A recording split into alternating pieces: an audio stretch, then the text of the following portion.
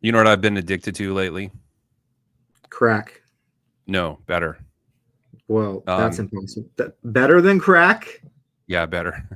Okay. I've been Big addicted one. to YouTube content showing you things that you missed in Grand Theft Auto 5 and in Red Dead Redemption 2. There is an endless amount of video content about shit you might have missed while playing that game. Shit you So might have missed in the game, like that was I going on in the game. well, listen. I learned last night that you can buy the BA Baracus van from A Team. You can buy that. You can then put a special kind of wheel on it, and if you shoot the wheels 6 times, not 5, not 7, if you shoot the wheels 6 times, are you with me? So you buy the Yeah. van, put the wheels on it, shoot them 6 times, then wreck it just a little bit. The doors will pop open as you drive around, the back doors, and you Yeah. can back into people and you can scoop them up like a shovel. So characters will fall into the van, right? And then as you accelerate away, the doors will lock shut and the character's stuck in the van. Okay. You use this on the live version where there's like multiplayer. So you Yeah. can catch, like, I could drive up to you with the van and back into you, and you would fall into the van and you'd be like, let me out. And then what you do is you drive to the pier and you launch the van into the ocean, Mm-hmm. and now you're stuck in the van at the bottom of the ocean until you drown. Actually, you don't drown, you're just in the van, but you can't get out. You are sounding kind of like a serial killer right now. You sounded Yeah, like yeah. way too entertained by In this. the well, in the video, they painted it white and they wrote P Diddy van on the side of it. It's pretty good. So anyway, I didn't know how to do that until I watched that video. Now I want to see more videos to know, where in Mount Chiliad will I find the alien remains? How do I answer the map? And find all the solutions to all the weird crap. Like, it's all there. I just have to find all the videos. So I'm gonna keep watching. Did you play a lot of Grand Theft Auto 5? I got it, and then I couldn't control my character for shit, so I gave up like after the first scene. You know, I did all the versions of 3, like the San Andreas and the Vice City and stuff. I loved all those. And then 4, I didn't like the main character, and I didn't care about the missions. I didn't really finish that one.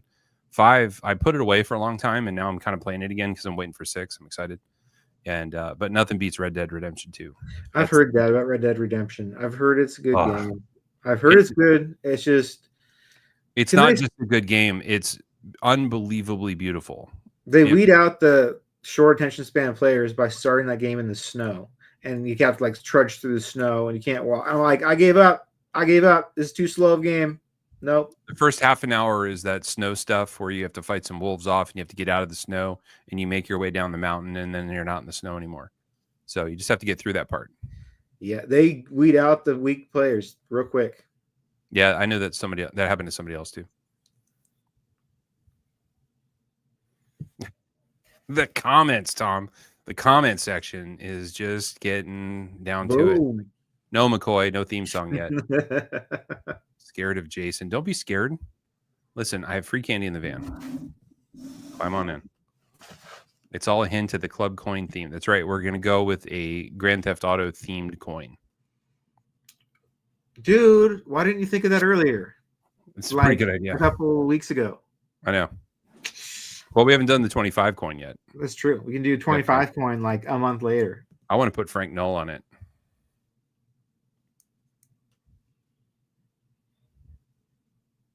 RDR2 is the best open world game ever. It really is.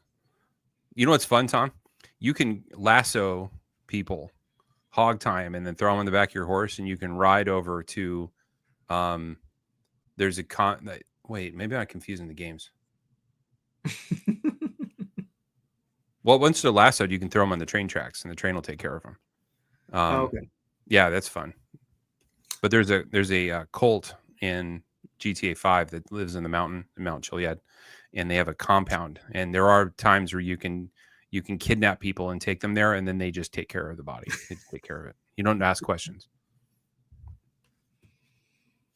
Well, Brian's playing right now. Hey guys, you ready for some hot knife talk? You're probably tired of talking about video games, or maybe you're not tired of talking about video games. There's a lot of comments here. GTA 6 and a group exclusive PM2 and the new Game of Thrones book when it will be released as a combo pack someday, I heard. Yeah. There's a musician I like a lot, Tom, named Ryan Adams, and he recorded an album in like 2001 and it never came out. And the fans named it Black Hole. And every time he was getting ready to release another album, people would go, "Is it Black Hole?" And you go, "No." And this year he finally released it, right? It's been 25 years of people begging for this album. It finally came out, and it's not very good.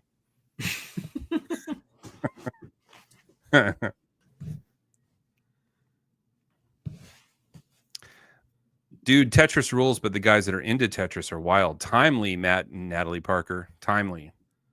Hot 1986 Tetris talk. All right. Love the game stuff. Let's get to the knife stuff. Yeah, all right. You know, guys, Tom and I have, how should we characterize this? We have a special relationship with many knife stores. You probably noticed that they're in the group.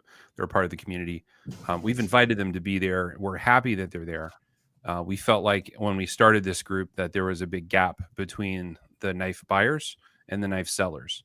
And I sensed a lot of frustration among the buyers that they felt like the sellers didn't know what's up. So we started inviting them into the group. And what we noticed was that the sellers enjoyed being a part of the buyers because they could sell what the buyers want, right? So that relationship has been pretty cool. And what it's afforded Tom and I is the ability to meet with these knife stores, and sometimes they do cool stuff for us, like they send us advanced copies of things that are pretty cool. So we were sent these 2 knives, and the agreement was that when we were done with them, we were going to raffle them off or give them away. And raffle's wrong. Raffle includes buying a ticket. We didn't sell a ticket. They're free. So we'll be giving away these 2 smocks. Thank you very much to GP Knives for making this happen. Sending these over.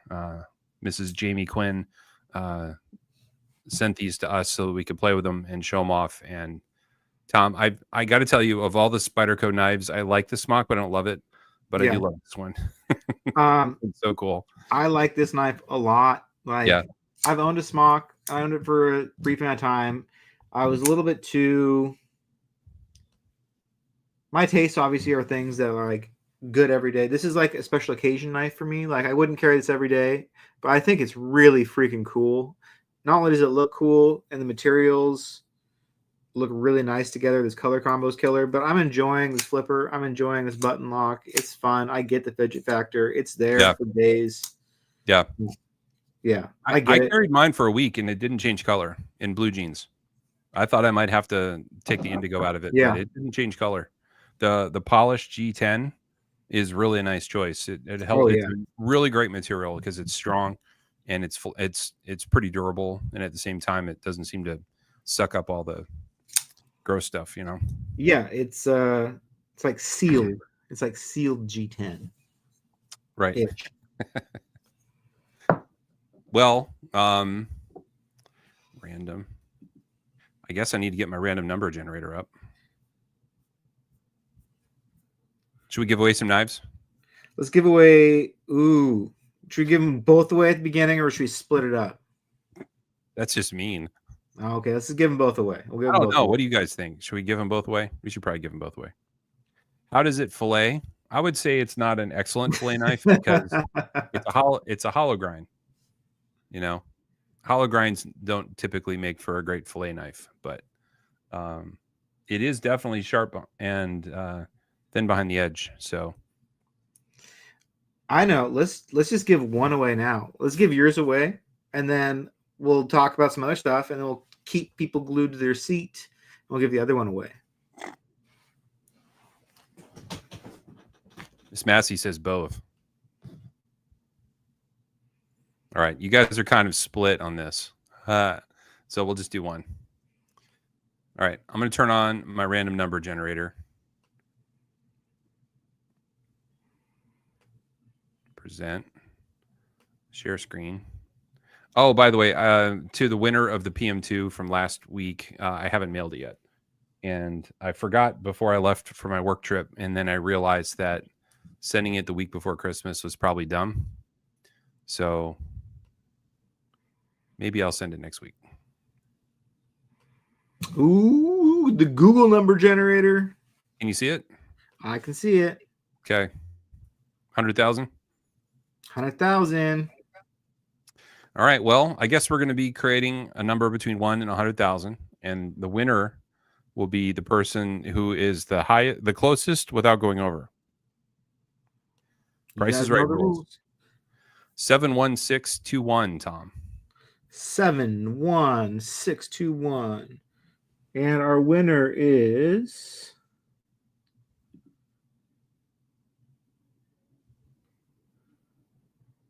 71621.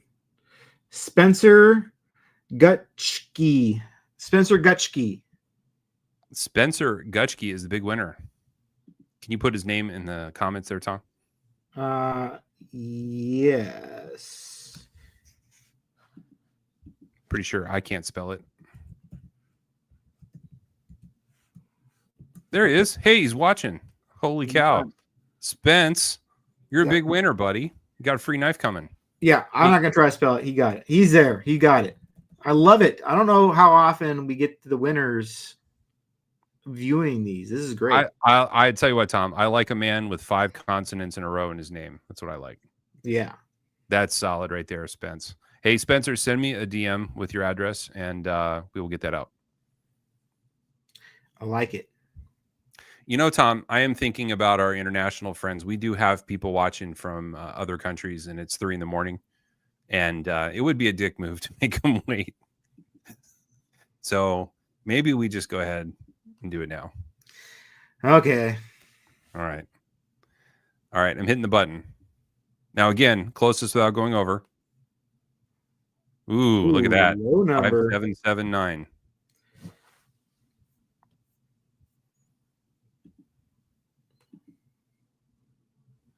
$5,779. Seth Hicks. Seth Hicks. Holy cow. Sorry, Vic, you did not win. Want want. Seth Hicks won. Seth Hicks. There you go. That's the winner. Nice. Of the GP Knives Smock. This has been FFIB'd. It's got my grippy little fingers all over it. But Gross. I'll clean it up a little bit before I send it out. But it's got good action. I haven't touched the screws on this one. It's good to go as is. Did you notice, Tom, that the knives are serialized?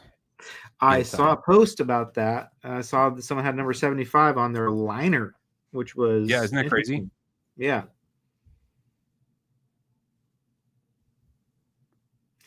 So, do you think people are tuned in with this record turnout we have at the moment for the giveaway or for something else? I think it's mostly the giveaway, to be honest with you. I think so, but I think a lot of these people are here saying something else too. Do you think so? I think what so. would that be? Is it Juju Mufu? Unfortunately, that's why. Tom? I think that's why people are here. That's what makes me. I think you're right. Out. I think I'd love to give them what we want, but we give them what they want. The problem is, guys, the post office screwed Tom, and I dropped off his Juju Mufu smelling salts on Monday, and they didn't move until Thursday, Friday. I just got tracking like that this morning. This morning I got tracking. Yeah. Bastards. I don't know what happened. I even dropped it off at the biggest post office in Dayton, Ohio. It's like the city post office. So all the mail goes there, and that's where I dropped it off. It should have been moving. Scan 5 days later, finally. And it won't be till Monday. I was looking forward to it. But once I knew that it wasn't going to come, I instead had a quad shot of espresso right before this to wake myself up to I don't know, to get some jacked up feeling going. Because I was looking forward to getting really hyped, like real hyped. Yeah. If there's anything I've learned about this world of ours, Tom, running this little knife group of ours, it's the fact that there are some black holes in our postal service. The state of Michigan is a black hole for postal service. And then, Western Ohio, it seems like everything has to be driven to Cincinnati in order to be mailed anywhere. And then the worst offender is probably Tennessee. It seems like everything in Tennessee has to go to Memphis before it can be sent anywhere. So, yeah, it's lame.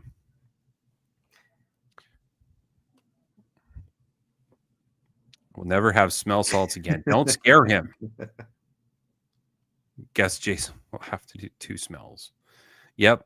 1 in each nostril. It seems to be the way to do it. Oh, I have a feeling a lot of people don't know what we're talking about. Yeah, last week, guys. Last week I let the cat out of the bag that I bought 2 bottles of Juju Mufu smelling salts. They're called smelling salts, and they're the world's strongest smelling salts according to the package. In fact, there's instructions on the back that say do not use more than a couple times a day. But they were introduced to the world through a weightlifter, a bodybuilder, on the Joe Rogan Experience podcast. He talked about how he liked to do them before going for world records. So like the next week, the guy sent some to Joe, and Joe used them live on the show. And then guests now show up on the podcast and they ask for it. And so they do it together. And if you go on YouTube and search smelling salts Joe Rogan, you'll see a whole bevy of people, a lot of stand-up comedians, a lot of knuckleheads trying them out. I think Elon Musk tried them. I think our vice president-elect might have tried them. I don't know. Anyway, people try these things, and I thought it'd be funny if Tom and I tried it. So I ordered 2 bottles, and hopefully next week we can make you laugh. Might just pee ourselves. Josh says they work real well. What do you do with smelling salts? The answer is in the name, B-Tree. I don't want to be a jerk, but the answer is in the name. You know, on like TV shows, when someone like they break a thing under someone's nose and they come out of like a coma, basically, and they wake up, that's smelling salts. I've never done them, but I've seen them portrayed on the TV a lot of times. It turns out if somebody's unconscious, if you tickle the inside of their nose with ammonia, they will wake up. It's like being pinched, and it will wake you up because your nose is full of nerve endings. So, yeah, that's what we're doing. We're going to do that for you live on the show because we're dumb. Yep. So I guess that's all we got today, folks. Thanks for joining us. It's been real. Wait. Oh, okay. We're not done, Tom. Oh, okay. Listen, guys, a long time ago, I decided that it would be really cool if we had a challenge coin. And I talked to Tom about it, and I was like, hey, Tom, I want to do a challenge coin. He's like, why? What is it? And I said, no, you don't understand. It's like a challenge coin. They're cool. And he's like, I don't understand why you would want this. And I said, well, in the Army and the first responders and other things, they use these coins because they signify like a gift between 2 people. And also you're like a member. It's like an exclusive thing, and he was like, I guess. So I drew up a design and sent it to a company, and we tried it out. And you know what? It turned out pretty badass. This is our original logo. We call it the Worker, also known as the Che. If you turn it this way, it looks like a revolutionary thing. But yeah, we called it the Worker. Most people hated it because the grip doesn't make sense. The thumb's on the wrong side of the knife. So much to look at that. I can't handle. My hand hurts when I look at that. We argued with the designer about it, and he kept saying, no, it looks good that way. And we're like, all right, well, we weren't paying him for the design, so I guess we did pay him. We paid him a royalty for the design. Yeah. Now that I think about it. But that's the first coin. And on the back of the coin, it celebrates the global aspect of the club and the community, the fact that we have members from all over the world. And there's flags all the way around the coin signifying the different nations and their membership in the group. I think we made 325 of them, and it scared the shit out of us because we had no idea how many would sell. And I think I went 50 over the pre-order. And wouldn't you know it, they were all gone in no time. So then the next year in 2021, we were like, let's do it again. COVID doesn't matter. So we decided to do it again. And we did this coin. So by the time we got to this coin, we changed the logo. And I was really happy with this coin because it has damn near everything in it. It's the kitchen sink coin. The PM2s in the logo actually cut all the way through the coin. So if you hold them up, you can see light through it. And on the back of the coin, we have a spider web. We have the state flag of Colorado, which looks like it was designed by a 6-year-old. And then there are emojis around the outside. And Tom is the creator of the emojis. Can you want to talk to us about the emojis, Tom? Where emoji started? Emoji started because there's so many damn knives, and I don't like putting up captions on Instagram like saying, "This is a River's Edge cutlery, pair of 3 with the FDE." No, it's an avocado. It's just easier. It's just easier. We have too many knives in our hobby. It's just easier if you just put an emoji and everyone knows what you're talking about. So the emoji language has kind of started, and I used to use it a lot more than I use it now. But at its peak, back when that coin was coming out, all those emojis on there, they all mean something. On the back of that coin, they're all real. They're all real knives, especially the top one at 12 o'clock. So all the way back in 2021, we already knew a little thing. We already started putting Easter eggs in the coins. And if you guys look at the 2021 coin, right at 12 o'clock, there's an Easter egg there. Frank Null knows what it is. But we put an Easter egg right there at 12 o'clock. The rest of the emojis are different exclusives that came out. So moving into 22, I had to one up the coin. I needed something even cooler. So the instructions to the coin company were, I want you to draw a tattoo tiger from Japan from hell. And they did. And they came out with this coin with the tiger. So the tiger is 3D relief carved in the coin. This is a black nickel finish. So it's shiny, but it's dark black. This coin turned out amazing. This is probably my favorite overall so far. We have gold lettering on the front, and then around the edges of the coin, there's some lettering as well. So this coin came along with, we decided to go big, and there's, I think, 2,400 of these coins. So that was a big leap. We went 325 to 900 to 2,500, 2,400, something like that. And the goal was a long time to sell. This all sold, but it took a little while to get that many coins in circulation. Well, we all agreed that we wanted to have something that even new members could buy over time. Yeah. And what we found is like half of them sold the first day, and then it took 10 months to sell the rest. So it was maybe a little too many. So 2023 came along, and I can't find my 23 coin, Tom. Maybe an alien abducted it. I don't have one nearby. I got mines. It's funny, like 22 coins, I've got extras everywhere. I've got probably 10 extras. If anyone needs a 22 coin, let me know. Yeah, so the 2023 came about. Tom and I noticed that there was a lot of UFO talk in 23. There was also a breakthrough scan of the pyramids and found another chamber in the big pyramid. So we decided to go, well, what if the pyramids were built with an alien produced PM2? So that was a joke that was funny enough for the two of us. So it became a coin. Well, that brings us to the 2024 coin. Yeah, likely. So the 2024 coin has decided to, I don't know. It took a while to kind of come up with a concept. And honestly,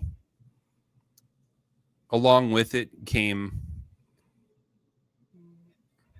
an opportunity to sort of redefine something that Tom and I have talked about for years.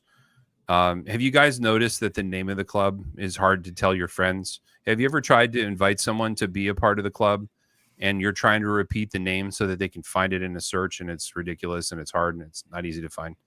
Well, Tom and I picked that name 6 years ago. And I don't know, within 3 days, we decided it was probably not the best name, but it was too late now. Yes, but also, what else? You know what I'm saying? Like, what else could it be? What else could it be? So, we've been kicking around the idea of renaming the club. The problem with renaming the club is that it's kind of a slippery slope. Our name is recognizable, but even though it is hard to say. So what if we were to change it to something that was even long? That's right. Make it even longer. Yes, Josh. We honestly, we're trying to figure out, like, well, we have the Millie, we have the PM2, we have the Para 3. Is there a 4? Could we go with a 4 and then like a native 5? What if we just keep like adding models, but there's no 4? Anyway, we decided that by condensing the name it was probably a good idea. So it is dangerous, Ryan. But I think when you guys see the new coin, you're probably going to agree that this is a good idea. So, Tom, did you already do the sweatshirt? People just know the sweatshirt's coming out. People haven't seen the logo yet. So I'm just making sure that no one's seen the logo. Okay, no, good. No one's seen the logo yet. Good. I thought maybe I missed that. All right, so we're going to rename it the Jason. No, we're not gonna... I do appreciate you put my name first. Now, okay, guys, I'm going to show you the new coin, and with it will be the reveal of the new name. So here we go. Bam. We've decided to call it what all of us already call it anyway. We just call it the Millie Club, don't we? We call it the Millie Club. So moving into the new year, into 2025, our goal is to call it the Millie Club. And what you're seeing here is the new coin for 2024. Unfortunately, the coin will not be available in time to make it in the calendar year, but it will be available as soon as we have it. Right now, it's being manufactured. So you can see on the left, says Millie Club, FFIB since 2018. We have the calendar year of 2024 and Roman numerals at the bottom, just sort of keeping the continuity. We've always done it, so it's continuing. There's a mint mark with golden Colorado on the right side. Sorry? I didn't notice that until just now, looking at the it's a little G. All of them have a G there. Yeah. On the right side, you guys see we got a giant, beautiful new tiger. Tiger's wearing a crown. So this tiger also has glow-in-the-dark eyes. Which is bad to the bone. So I don't know if it's going to look lame or cool. I imagine it's cool. So that's going to be the new coin. It's going to be the same finish as the 2022 coin, guys. So it's going to have the same black chrome finish, and then the orange should really pop off of it. I think it's going to look badass. Yeah, it's going to look really, really, cool. Really good. Yeah. It's the Tiger King coin, obviously. Tiger King. Continuing with the tradition. It's going to be serialized, and no, you can't claim your number. I can't possibly open this up for everybody to claim their number, guys. It just can't. What do you do when 7 people you like all want the same number? So it's also impossible to break them all apart. No, it's not DLC. It's not that fancy. It's just a black chrome process. I don't know how they do it. And then it has a little thin clear coat on top. So that's it, guys. That's the coin. The edge is going to say Sal and Eric Appreciation Society. That's always kind of been the unofficial slogan for the club. I mean, it's because of them we're all together, right? If Tom and I hadn't had an appreciation for Spyderco and we liked Kershaw better, then we probably wouldn't be here because of Eric and Sal, would we? You guys are such Spyderco people, I can tell. It's made out of unobtainium. The Millie Club is a cool name, but very ambiguous. No. That's why the name of the Facebook group is not changing to the Millie Club. That's what we're calling it. I'm not renaming the Facebook group on Facebook. That was kind of the point. You want to change the name of the actual club? Yeah, so it's easier to find. That's been the whole point. Okay, I thought you were talking about the logo. Live. We should talk about it live. Yeah, let's talk about it live. I don't know. It's self-selecting. That's the way it is. I know. I get it. I hate it too. Well, there's another asshole out there using the same name as us, acting like it's the same thing. I love that. Tom will be sharpening all the coin edges to a mirror finish. No, it's a smoky edge. You can expect it when it's done. The coin has not been delivered yet. It's still being made. Shipment date is early January. Arrival date is who knows. It's international shipping from China, so it'll be here when it gets here. So stay posted in the group. You'll get updates for when it's available. Next year, make it all chrome. We could do that. We haven't done a chrome coin yet. That would be cool. So Tom, what else are we doing to go with the coin? Well, let me think. We got a lot of stuff going on with this new look, and we wanted to bring you guys more than just a coin right now, since we're dropping the new look for the club. And I don't know if you guys know me, but I like hoodies. I don't know. I've mentioned it before, I guess. And I was thinking maybe the club would be cool if we did a hoodie for the club. Ooh. And since we don't really have a fully functioning storefront just yet, I'm going to run a pre-order, and we're going to do some hoodies, and I'm going to run it through myself. So this will be the first piece of branded with the new logo for the club. This is a very nice hoodie. This is the hoodie I'm wearing currently right now. It's a hoodie I wear most days. It's a House of Blanks hoodie, which is made in Canada. This hoodie, if I was to order it right now, cost $130 to get shipped to my house, which is this exact same hoodie, though she'll be offered for $70. So I'm trying got a bulk discount. I like it. I got a huge bulk discount, and I'm not making like gangs of money on this by any means. So I want to get you guys something that I really care about, and I fucking love these sweatshirts. I've been trying to make this work for literally years, and I'm friends with the owner of this hoodie company. It's the same company that makes Supreme hoodies. They make a lot of high-end designer clothing. It's called Rupa Knitting Mills is the name of the company that owns House of Blanks. So they make hot clothes in-house for other people. And so they're doing this whole thing for us at a really good discount for me since I'm friends with the owner. I am the #1 retail customer of this company in the entire world. I own more of their sweatshirts and t-shirts than anybody else does. So that's how much I approve of this stuff. So I'm super excited to get to do this. So what I'll be doing is tomorrow I'll put a post up in the group,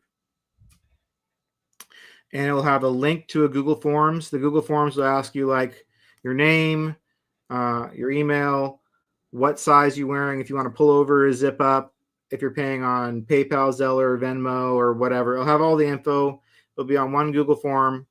You will pay me directly on Zelle, Venmo, or PayPal, and then we'll get these ordered up. I'm going to leave the pre-order open for a week, and after a week, I will close it, put the order in.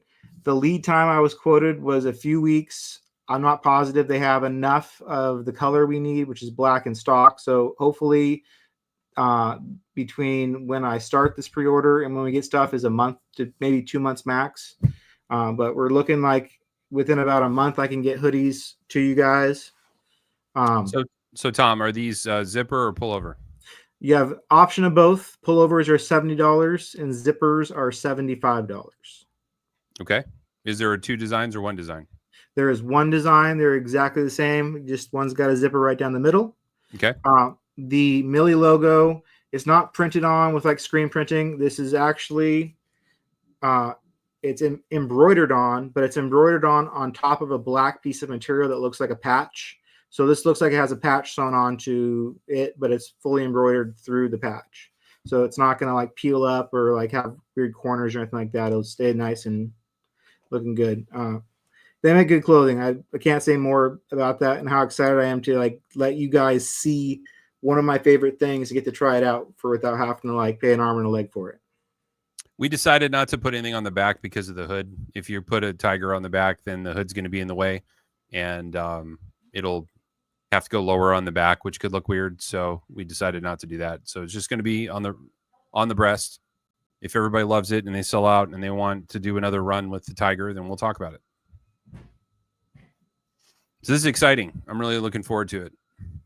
We should back up and answer more questions about the coin. We blasted out of that too quick. The coins will be available at cutleryshop.com. Cutlery Shop has been kind enough to take care of this for us for the last 3 years, I think. It's very difficult to stage the orders and pack them and ship them and label them and get them out. So cutleryshop.com is going to be where you'll find the coins. I don't know the final price yet.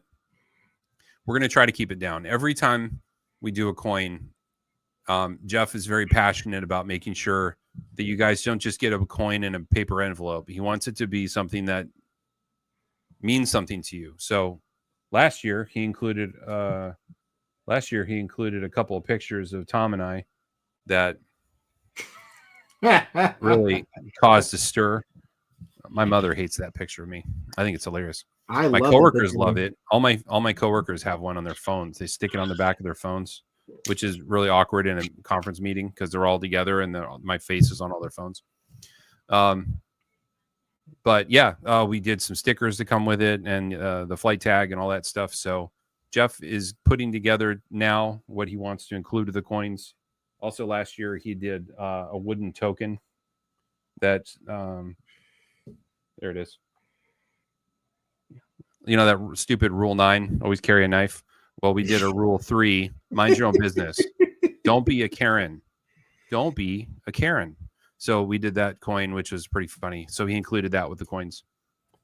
So he's going to have something fun, I'm sure. We'll try to keep it down. But if you guys go look, I think the last 2 coins were $20 shipped. You get more than your money's worth. It's worth your time doing it. They're not hard to resell. So if you buy one and you sit on it and like, oh my God, I spent $20 on it. Can I get $20? I rebuy coins all the time, and I've never rebought one for less than the original price. That's for sure. Yeah. I've paid as much as $150, Tom, for a year 1 coin. Yep. If I was smart, man, I would just go print more because they still have the die. We could make more, but that'd be weird. So yeah, they'll be available at Cutlery Shop. I'm aiming for, I'm not going to say. They'll be ready when they're ready. They're not ready yet. Tom, look at that. T-shirts. So this is a look of things to come. I don't have a plan on how these will be distributed yet. This will be the next piece of merch that we're working on. This is on same brand, House of Blanks t-shirts. These will probably be about $25. But that's the next thing. But the goal is to have these available somewhere for regular purchase on like whenever, like, so you could go get them. So we'll see how we want to do with that. If a dealer partner or someone wants to get with us, that's the goal, to have these available as the next shirt that you guys can go pick up and buy and wear to Blade Show. We do have a partnership with a dealer that we're not prepared to announce just yet. He's still finalizing some things on his end. But when we get that all buttoned up, we'll let you guys know. But our goal is to have an online store where people can go and they can buy club merch, and they don't have to have it made by a third party. They don't have to have it made by a guy. We don't ever want to be in a position where somebody outside of our control is in charge of our logo and selling merchandise on our behalf, because it's too stressful. There's too many things that can go wrong. There's too many chances for, I don't know, theft, shall we say. So we don't want to have that happen. So we will, as soon as they're ready and we're ready to go, then we'll announce that. But we do have a partner we're going to use for selling things. So very close on that. So moving into 2025, you guys are going to have a new logo. We'll have an easier to say name. We'll have some sweatshirts, and hopefully by summer, we're going to have a store where you guys can go and you can buy merch. So we've got some ideas for stickers. We've got some ideas for other things to do. I miss the days where I used to have a partner where I could design stickers and do a run of 300 or so, and then they would sell through, and then we change the sticker to a new sticker. Those were fun. But it was a pain in the neck to run it myself. So it would be nice to have somebody to do it for us. And this person has volunteered. So yeah, we'll let you guys know when it's ready. Also good ideas. The worst kept secret on the planet is that we designed a club knife. They don't like it when we call it a club knife, but we designed an exclusive Spyderco Paramilitary 2 with Cutlery Shop. And that knife was ordered years ago. There's been some production issues and some delays on that end. And I can tell you that they have been more than fair. And The production issues are the kind that would just make you slap your head and go, that's horrible. I can't believe that happened. So we've had multiple setbacks on this knife. Spyderco has done more than one thing to make it better for you and I and all of us. The improving the design or improving features on the knife. And Tom and I are not going to tell you what those are. But when the knife comes, it's going to be better than we ever thought it would be. It's just a matter of waiting for them and their processes to get it done so that they can get it out. You guys will be happy you waited, and put it that way.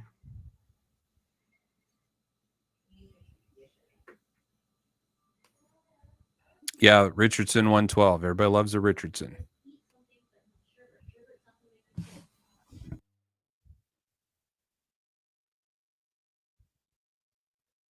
What else is going on in here?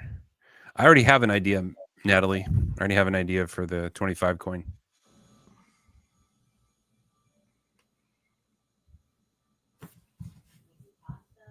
Did I tell you the idea, Tom?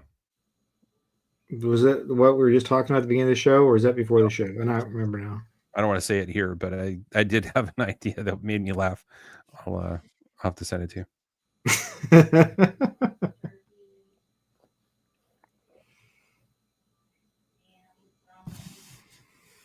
Anyway, guys, the coin is exciting. I'm excited about it. It's going to look listen, I promise the drawings never look nearly as good as when they get here. And this is the part where Tom and I go, is it going to be cool or is it going to suck? And we go, I don't know, because this drawing just doesn't do justice. But when you get it, you'll be happy. I like that tiger. I like it. It's cool. Yep.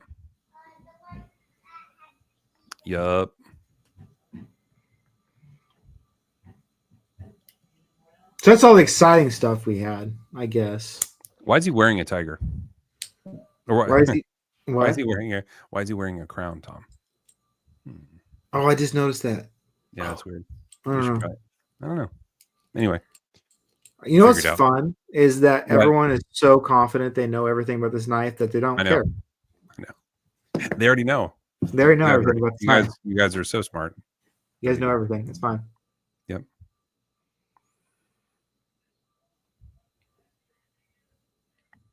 Ooh, it's a fun question. If you're going to get your first high-end knife for a user, 400 to 600-ish on the secondary, what would it be? I have two suggestions. Yeah, I would go to the Chris Reeve buy-sell trade groups, and I would camp and wait for the one that you like, because right now their market's down. So you can buy $600, $700 CRKs in the 400 range. And if you wait long enough and you don't mind if they're a little scratched, because most CRK guys don't like them to look dirty. If you're willing to take one with snail trails or whatever, you can get them for real cheap. Yeah. So there's some fantastic buys for CRKs. Okay. For a user, in that range. I mean, you can get a new CRK. Yep. This is like a $450 knife and it was brand new. I bought a Damascus inlaid full-size Sebenza for $450 once. It's a $700, $800 knife. So they're out there. If like I said, if they've been sharpened and they've got some snail trails on them, you can get them even less. The other suggestion I would make is you can get used Koenig Ariuses in the $500 to $600 range right now. That's a bargain for an obscenely good knife. I get so annoyed by those posts of like, I'm just gonna see if this works, but I got $500. Show me what you got. You can't blame me for not trying. And then people always get the fucking knife for $500 or whatever ridiculous price. Like Koenigs are going for unreal low numbers now. I saw one for $475 the other day. That was not in bad shape. That's wild. Yeah. The only things I would worry about. If you go Sebenza, there's really not much to worry about at all. And the only thing that can get jacked up is if somebody doesn't put the washers back cleanly. When they tighten the knife down, you can crimp the washer. But you can buy more washers. On a Koenig, the main thing you might have happen is somebody can over tighten the pivot, or they might jack around with aftermarket bearings and cause a problem there. So those are two things that can happen. But man, if I had $400 or $500, $600 to spend, that's where I would spend my money. I don't know. I've got a small Sebenza behind me that I paid about $300 for, and it had been sharpened twice badly.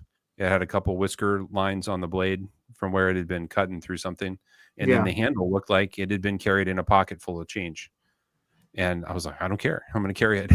So I bought it. I resharpened it, and I cleaned it, and the thing's awesome. And I don't worry about it even a little bit. I just carry it and use it, and that was a good purchase. So definitely do those things over a drunken. Don't buy a drunken. One thing I think is really cool about CRKs is I'm not a fan of Tonto blades. I'm a fan of CRK's Tontos. They're really good to cut with, and they look really nice. And if you're wanting to get a Tonto blade and you're afraid to sharpen it, it's not that hard to sharpen. You just kind of ask some guys on how to do it. But like, they're not impossible to own knives. This is the only Tonto I own, and it's because I think they're really cool in these knives. Yeah, Tanto's good. Coming from the factory, the edge isn't as clean as Tom just showed you. This is factory edge, actually.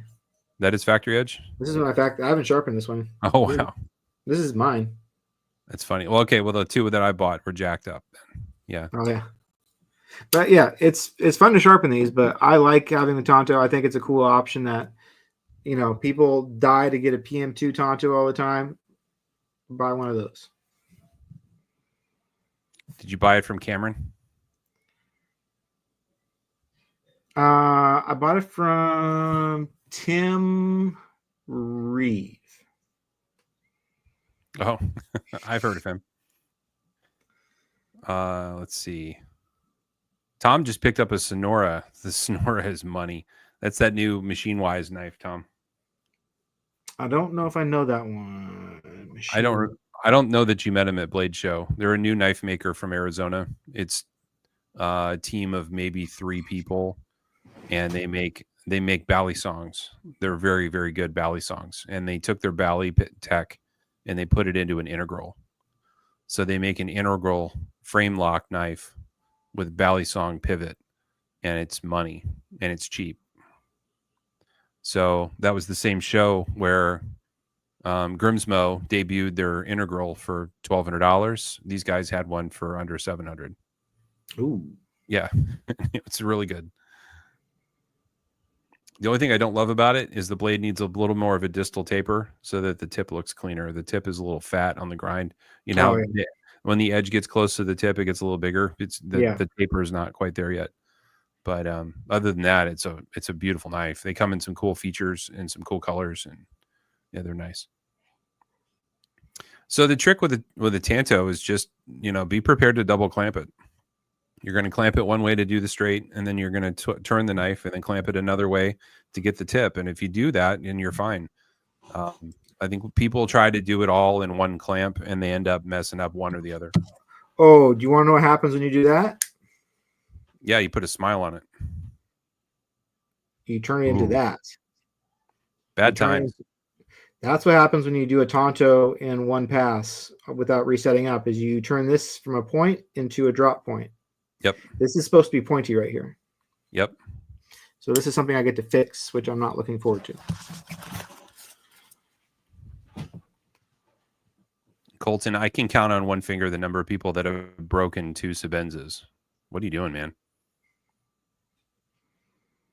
One was just the pivot, but the other one was not quite as easy to fix. Wow. I watched a Chris Reeve employee at Blade Show take a guy's Sebenza that he had in his pocket, and he said it wouldn't center right. The dude took it and he grabbed it like this and pushed it on the counter and bent the blade until it turned into a banana. And then he picked it up and he looked at it. He goes, "Here you go. It's perfect now." I thought the blade was going to shatter and send steel everywhere. I couldn't believe it. And I walked up to him later and I said, "Did you really just bend? Or weren't you afraid?" And he goes, "No, you can do that. They don't break." I was shocked. So I have seen a couple broken Sebenzas lately, and I'm just scratching my head going, I don't know how that happened. I guess everything can fail, right? Nothing's perfect. Yeah. Not everything's going to be perfect. So sometimes you're going to have some failure.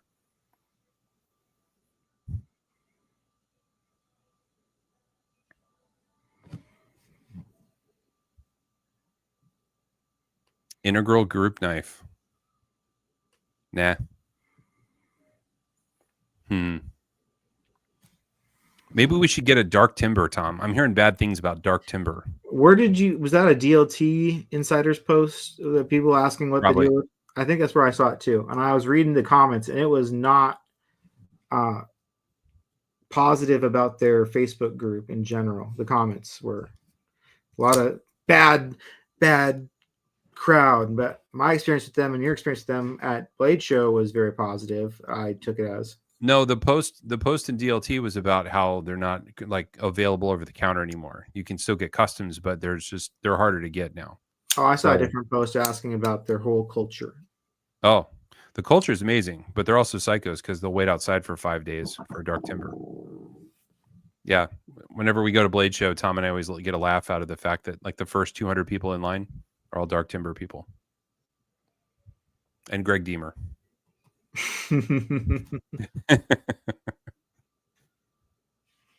Josh Haygood broke a Sabenza once, but he was using it as a throwing knife continuously. That's not good for it.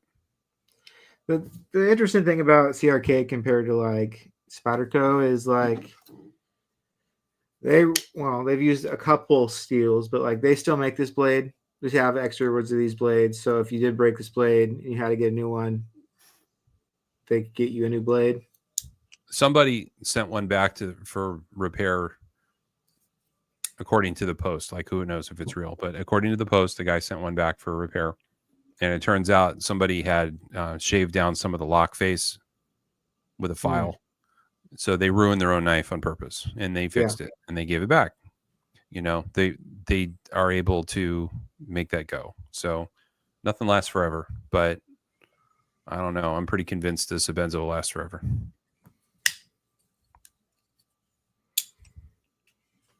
Any experience with something obscene company? I don't see much in the Millie group about them. They're a very popular brand. The designer, I don't remember the designer's name, but they put out very popular knives. And I know a lot of guys that I respect a lot that love those knives and say they love them more than some brands that I like.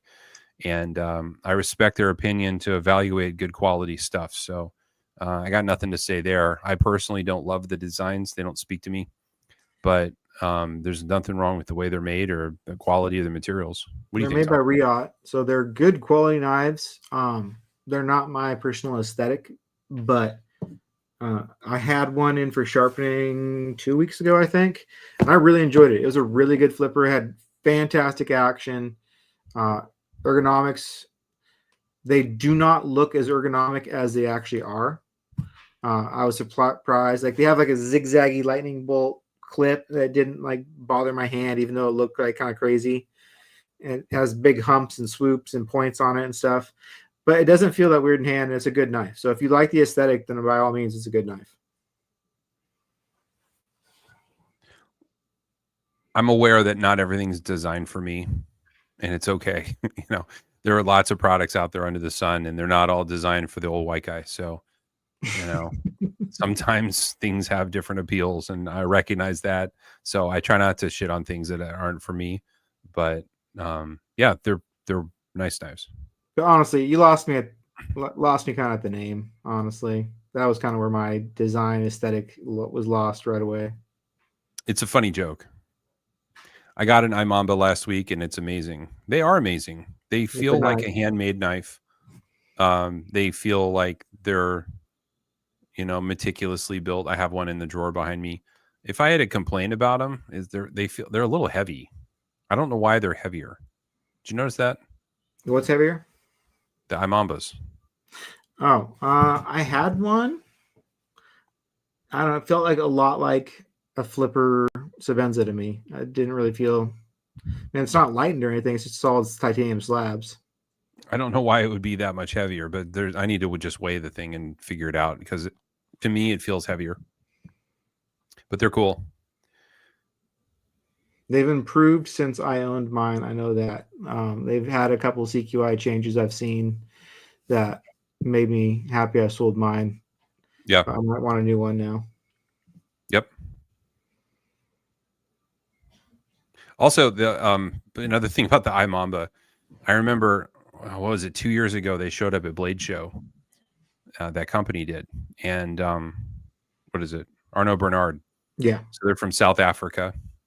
And they showed up at the show. And I remember one or two of our friends showed up and they were like, look what I got. And they showed us off.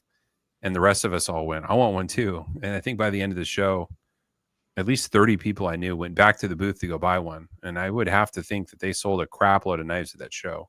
So it was kind of fun to watch something kind of go viral in the moment. That was, and then we that was how passed I it got around. Blake had one. I flipped his, and then I made him take me by the hand and walk me over to the table so I could buy one. And then I did that to a couple people, and people did that to other people. It was fun. Yeah. One thing I really like about it is the blade finish is really excellent. This is a really nice polished blade finish. If you go to their Instagram account, you can see how they polish them with basically Windex and sandpaper, and they look great.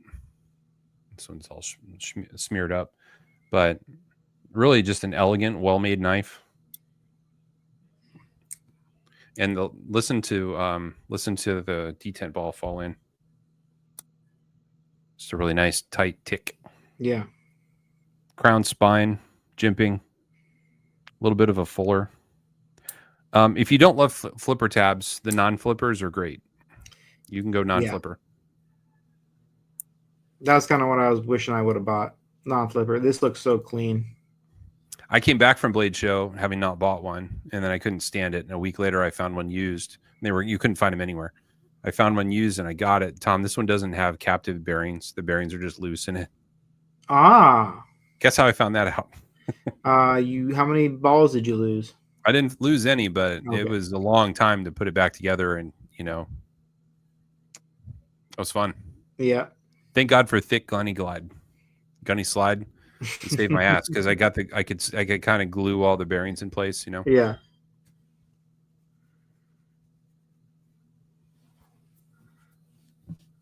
Kunwu. I know the tastes are changing in the knife world, but I love Kunwu. Sergio has become a friend of mine, and I'm very happy to say that he sent me a few knives to check out, and every time he sends me one, I'm very impressed with the quality of it. I'm impressed with the way they cut. I'm impressed with the build quality. The amazing part is that he's actually having those set up at the factory in China.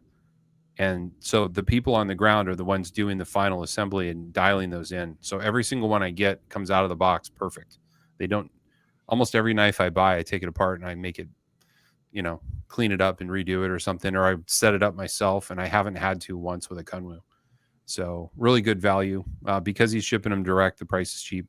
The materials are really good. And also Sergio's a knife snob and he's a steel snob. So he's using some cool stuff that you don't see in other places. There's a lot of Van X. There's a lot of Van Cron.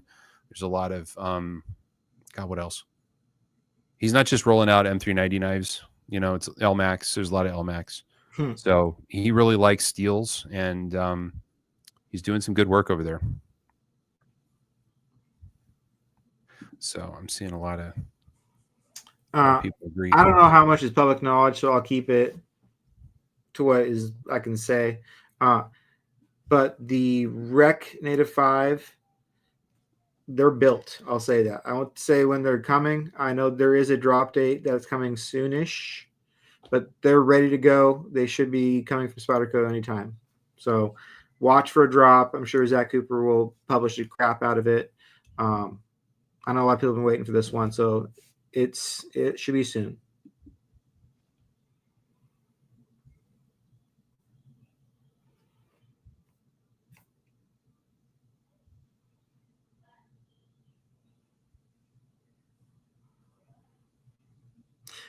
You know what?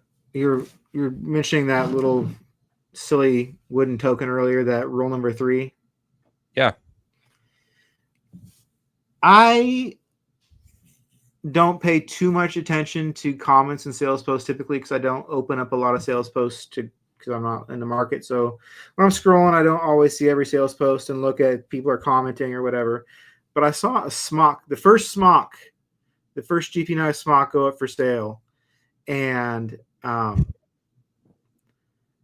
everyone could not help themselves. Everybody wanted to know, why are you selling it? There was 4 or 5 comments within 15 minutes in this post going up of, why are you selling it? I want to know what's wrong with it. Why don't you like it? So I just went through and just deleted them. Like, you can't comment on sales posts. I had 2 people follow up. One of them followed up themselves right out of the group because they didn't. Yeah. He got totally shitty with you for no reason. Yeah. But as just a reminder, guys, and there's a reason that there's no commenting on sales posts, and it's not because you don't deserve to get information about why someone's selling a knife, but like, if you ask, why are you selling a knife? Do you want that person to tell you, I hate it? Or do you want them to lie to you? Do you want them to like taint their own sale? Do you want it to be like, see where that kind of goes? Like, these people are really getting like, well, I want to know why they're selling it before I buy it. Like, that's not helpful to the sale. It's a smock. You guys, it's a smock. There's plenty of information out there. It's a stupid question. Respectfully, I love you all. It's a stupid question. He's selling it because he would like to trade it for money. That's the bot. He's selling it. Why are you selling it? Because I'd like cash. Yeah, but why? Because I'd rather have cash than the knife. That's the answer. He's not trying to trick you into buying a shitty knife. Yeah. It's a smock. To Tom's point, it's a smock. He's not trying to trick you. You know what you're getting. Like, you might not have owned one before, but what do you expect? Like, it's not his place to teach you about this knife. Not try to sell you in the comments. Tangential to that, whenever I see somebody go, I want to trade only. Trade only. Here's this weird esoteric thing, and I want a really weird esoteric thing. I'd like to trade my once-in-a-lifetime weirdness knife for the once-in-a-lifetime weirdness knife, and that's the only thing I'll trade it for. Those guys, I always want to jump in and go, will you trade it for cash? And sometimes they go, no. Why not? If I give you money, then you could go buy the thing you want. Because maybe the guy who has what you want, they don't want to trade for what you have, but they would trade it for cash. What do you think of that? That's the purpose of money, is to have a common thing that we can use, so that I don't have to trade chickens for power, you know. Yeah, people are crazy, man. It's just funny. As far as this goes, it boils down to mind your own business. We don't need vigilantes out there trying to, because really it's just virtue signaling. You're virtue signaling if you're saying, I just thought you should know your sale price is too high. It's the same thing. It's the same Karen behavior that all of you would probably dislike in other forms in your life, but you're now doing it yourself in the knife community because you think you're smarter than the seller. And what I've noticed from running this group for a long time is 90% of the time, the person that's being the Karen, they don't even know what they're talking about. So we see that all the time in exclusives. A guy will post a super rare exclusive and somebody will go, why are you asking the price, bro? I can find one right now on bhq.com and it's only $158. It's not the same knife. You know, that's the person that has the arrogance to speak up like that. So the rule has always been no commenting in sales posts. But what it boils down to is mind your own business. Mind your own business. Are you buying it? Oh, you're not? Okay, then it's none of your business. Let the guy sell it or not. That's the other thing too. Have you guys noticed knives go unsold all the time when they're priced too high? They just don't sell. They get 0 likes and they get no comment. The way it should is they should get no feedback. And that's your sign of like, oh, my price is too high. I figured it out on my own by not selling the knife.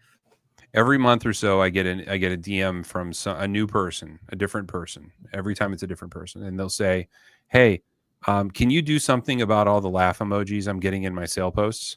And then I'll open their sale posts and I see that they are priced too high. And I'll write them back and I'll say, well, they're not allowed to comment on your sale post. You're right. But you're also overpricing this by 200%.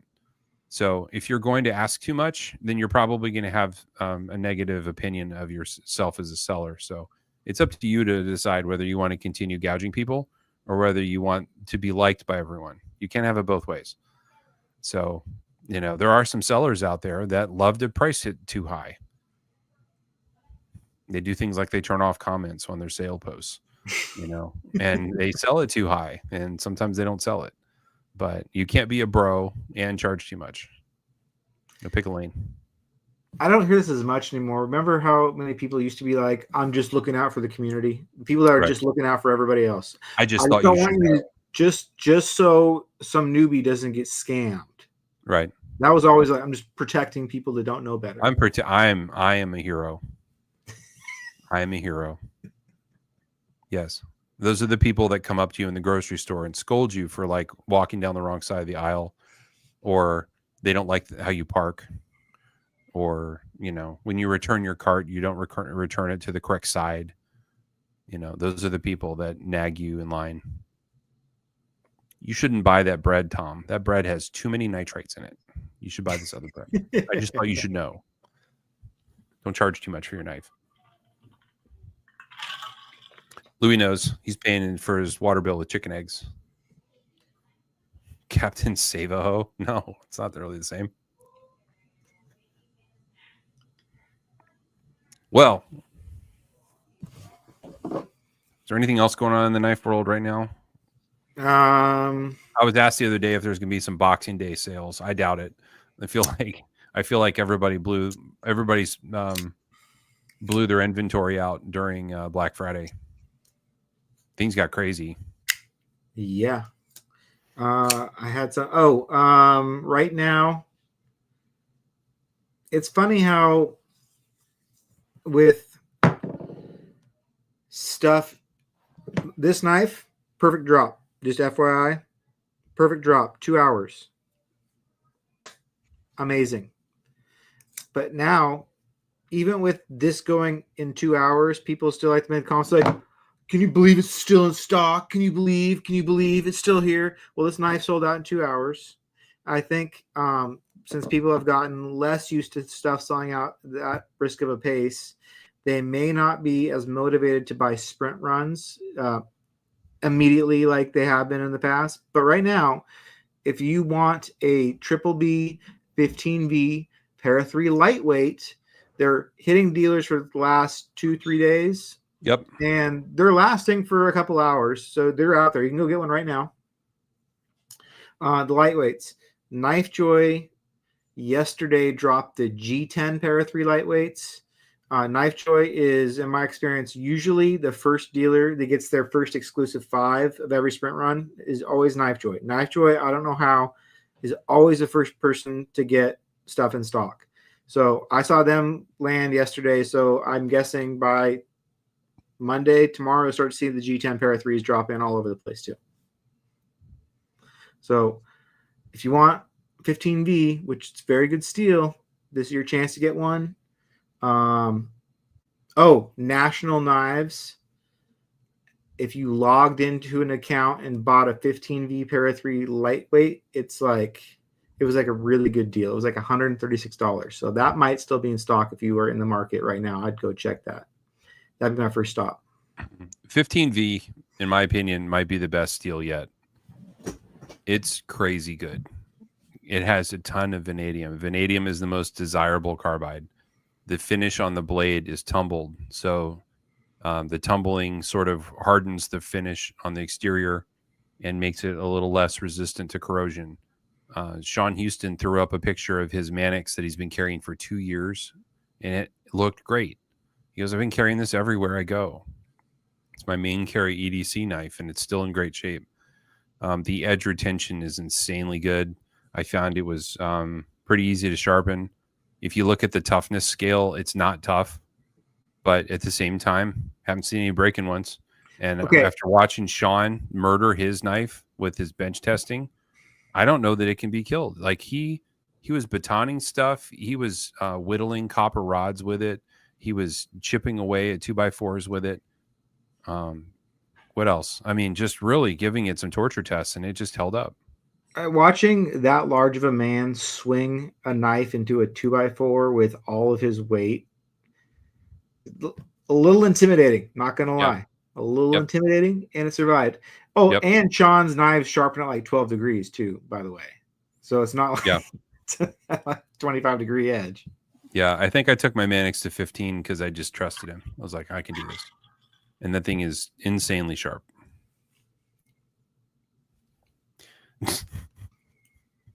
Your mom's the most desirable carbide. Yeah, she is. Yeah, some 15s out there. There's a couple more 15s coming, but I'm Para 3 excited is for back. the Millie, Tom. I want a 15V Millie. Ah, it's true. This is not it. It's Ooh. not it, but it's the closest Millie I have handy. I carried this today. I like it. I like it a lot. What do you sharpen one at? He says you should sharpen it at the angle for what you're using it for. If you are working on a dock and you're cutting lots of banding and straps and plastic and cardboard and you want it to be durable, you should cut it at like 22, 23, 24, 25 degrees. But if you're slicing fish or meat and you want it to slice super sharp and you want to be in like whittling hair, then you should take it down. But don't be working hard with a 15-degree edge if you're going to be really beating on your knives. So the steeper the angle, the more durable the edge. The shallower the angle, the more you're going to get edge retention, but you're also going to, you know, potentially chip out. Lift Heavy wants to know about my Millie I just showed off. So this is a titanium fluted Millie. This knife is a discontinued Spyderco Millie. You can see it's got a contoured handle. It's got a fluted milling in the titanium. It's a frame lock, and I had it coated black by a friend of mine. Ah, okay. That's what I was like. It looks weird. Yeah. I sent it to Cerberus Knives, and he ceramic coated it, and it's badass. But he's not doing that anymore because it's a pain in the neck. Yeah. The G10 pair of threes I haven't seen drop yet. Knife Joy got their first 5. So they've not. So Knife Joy has dropped their first 5. You know, the first 5 come in, all the dealers first. So guys, that's a reminder on sprint runs. If you're signed up for like dealer in stock notifications, every single dealer gets 5 knives sent out first. All the dealers do that carry sprint runs. Some dealers choose to drop those first 5 the moment they get them in stock. Knife Joy is one of them, and Knife Joy is usually the first one I always see get the knives delivered. Like, I don't know, a week-ish, something like that. The rest of the sprint run orders all show up, and some dealers wait to drop those first 5 with their main shipment. So what you'll first see is on every single sprint run, when some dealers start dropping, they'll disappear like instantly. And people freak out because they think all of them are gone. So a lot of dealers will end up dropping 2 times. And if you're subscribed for in-stock notifications at one of those dealers that will drop the first 5 and then they'll drop again, you need to sign back up for email notifications, because once it comes in stock and they sell their first 5 out, if you miss that and you still want to buy from that dealer, you need to make sure that you get back in there, so when the rest of them come in, you don't miss out again.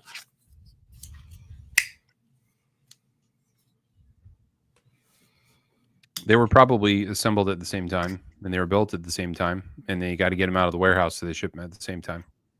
If they were as efficient of a company to actually think to go, we have 3,000 of these para 3 blades, maybe we should just get them all out of the way at one time.